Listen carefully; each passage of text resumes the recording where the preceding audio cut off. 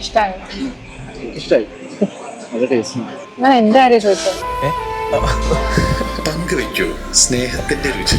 ഇവിടെ എല്ലാം സ്പെഷ്യലാണ്. The salt restaurant, Kakkanad, Thoppumpady and Panampilly Nagar. Pothanikkad farmers ബാങ്കിന്റെ morning and evening branch Adivad പ്രവർത്തനം ആരംഭിച്ചു.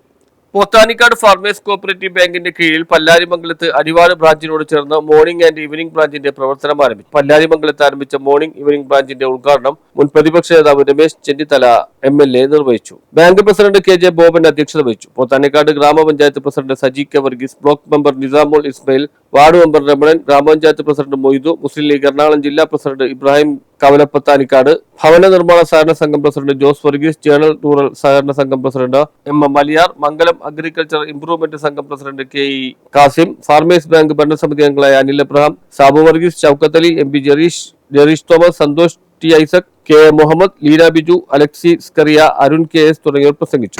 2017 ഞാൻ ഈ ബാങ്കിൽ വരികയും അന്ന് ഇവിടുത്തെ ബാങ്കിൻ്റെ ഒരു ചടങ്ങിൽ പങ്കെടുക്കുകയും ചെയ്തതാണ്. അന്ന് ശ്രീ MM മത്തായി ആയിരുന്നു ഇതിൻ്റെ പ്രസിഡന്റ്.